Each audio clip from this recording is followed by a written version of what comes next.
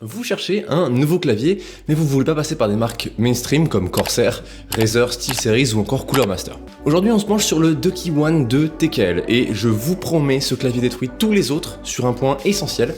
Et non, c'est pas sa taille, vous allez voir. On va plonger en profondeur, surtout dans l'expérience de frappe qui, malheureusement, est souvent négligée dans les reviews. Tout d'abord, ce clavier a un thème bleu-orange dénommé Horizon. Si vous préférez des couleurs plus neutres pour plus de personnalisation à vos goûts, il y a évidemment les options disponibles. La version que j'ai là n'a pas de RGB.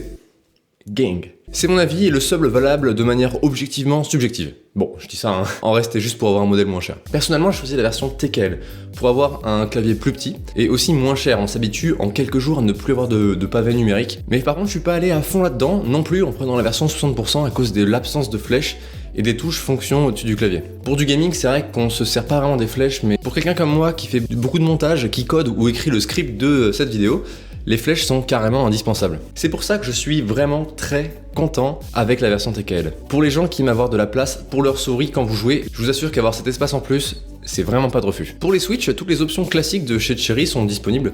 Personnellement, je suis parti avec les MX Red et je regrette vraiment pas. Les Switch sont légers et fluides tout le long de la trajectoire, ce qui est super agréable. Ce qui est bien sûr sur celui-là mais que j'arrive pas à retrouver sur d'autres claviers mécaniques que j'ai essayé, c'est la profondeur et l'épaisseur du son. On sent qu'ils sont pas parfaitement lisses et que ça frotte un petit peu.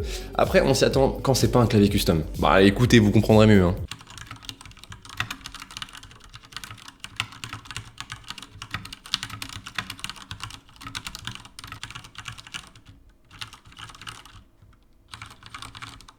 Le choix du Switch, c'est de la préférence personnelle.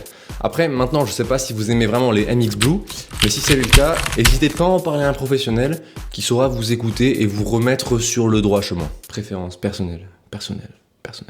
Frérot, c'est quoi ce clavier? Bah, il est bleu. C'est pas méta, il est pas noir. Elle fait pas genre tu t'en fous du RGB. Bah, si.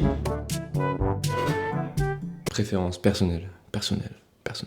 L'habit ne fait pas le moine et il y a quelque chose qui est incroyable dans ce clavier qui le rend automatiquement meilleur que n'importe quel Corsair. Les stabilisateurs sont insane. Il y en a sous la barre espace, le shift de gauche, la touche entrée et effacée, et ça sert, comme vous l'avez deviné, à stabiliser les grandes touches. On sent que c'est vraiment bien, surtout sur shift et effacé. C'est un peu moins bien sur la barre espace, mais ça reste quand même largement respectable, surtout comparé à la compétition. Et vous savez pourquoi? Ils ont pensé au lubrifiant, incroyable. Et dans la pratique, c'est ça qui rend les stabilisateurs aussi bien. J'ai essayé de les prendre en photo, ce qui n'était vraiment pas super facile, sans démonter le clavier, mais vous pouvez voir une fine couche autour des stabilisateurs. Et c'est ça qui rend le truc...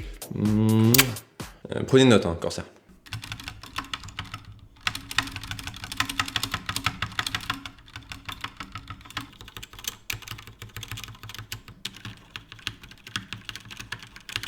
Sur le marché des claviers, on retrouve deux types de touches. Celles faites en plastique ABS qui sont moins chères et laissent apparaître la graisse des doigts, et celles en PBT qui, à contrario, sont de bien meilleure qualité, ont un toucher beaucoup plus premium, mais sont aussi plus chers. Le One 2 a le droit à du PBT à double injection. En gros, ça veut dire que les lettres des touches ne sont pas seulement imprimées, mais réellement incrustées dans les touches. En gros, ça veut dire qu'elles seront beaucoup plus durables et que vous n'aurez jamais de problème de lettres qui s'effacent, ni de plastique des ZQSD qui se rongent avec le temps, ce qui est super. Aussi, je trouve que la légère texture sur ces touches les rend assez adhérentes, mais ils en ont pas abusé de trop et c'est très agréable quand on joue parce qu'on a l'impression que nos doigts sont assis dans une sorte de canapé qui peuvent plus sortir. Le PCB propose un USB-C détachable. Oui, vous avez bien entendu, USB-C, bon déjà ça c'est incroyable, et c'est détachable. C'est ultra pratique pour prendre le clavier dans un sac et ça veut aussi dire que je peux utiliser mon câble de téléphone en fait pour brancher le clavier. Le PCB propose pas de hot swap, les switches sont soudés au PCB et du coup on peut pas les enlever comme ça, ce qui est dommage pour la personnalisation si vous voulez tester des switches différents. Après à ce prix je pense pas qu'on puisse leur en vouloir et de toute façon la majorité des gens veulent simplement un clavier qui marche bien et qui est bien, sans avoir du tout l'envie ni la passion de se pencher sur des modes. Pour les plus déterminés, ça voudra aussi dire que vous serez obligé de dessouder les switches si vous les lubrifiez, mais si vous êtes à ce niveau de tuning là, vous avez probablement les outils nécessaires.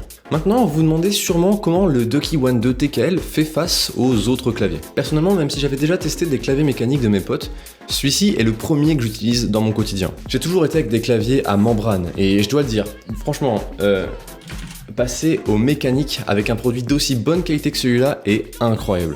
Certes, Bon, upgrade son clavier ne va pas vous rendre meilleur aux jeux vidéo, et si c'est ce que vous voulez, je recommanderais plutôt d'upgrade votre écran, votre souris et votre casque avant de s'attaquer au clavier en dernier. Mais en termes de confort d'utilisation, ce clavier m'a réellement époustouflé. Personnellement, le ressenti qu'apportent les switches mécaniques au quotidien est ultra agréable, et on a l'impression d'être vraiment impliqué dans la frappe. Et aussi, le son est super satisfaisant. Je tombais amoureux de la trajectoire linéaire des Cherry MX Red, aussi parce que c'était la première fois que j'essayais quelque chose de pareil. Je me suis même mis à m'entraîner mes skills de dactylo, juste pour le fun, tellement ce clavier est ultra plaisant. Et pour être tout à fait honnête, je pense pas que ça serait arrivé si j'étais resté avec un clavier à membrane. Certains diront que le clavier mécanique c'est de la merde à cause du bruit que ça fait comparé au clavier à membrane, mais c'est pas vraiment le volume sonore qui compte, c'est la richesse du son. Donc oui, je ne peux que recommander le Ducky One 2, que vous le preniez en taille complète, TKL comme moi, SF ou encore mini selon vos préférences. Pour entre 110 et 150 € en fonction du modèle, du design et du RGB, pour moi c'est un super bon choix qui vous donnera un bien meilleur confort de frappe que les très populaires K70 Mark II, Vulcan 120 ou d'autres dans cette range de prix. Je pense que vous serez mieux avec un clavier réellement agréable au toucher et à l'oreille que seulement agréable aux yeux. Ce clavier donne définitivement une sorte de passerelle en fait entre le monde du clavier mécanique mainstream et le monde du clavier custom,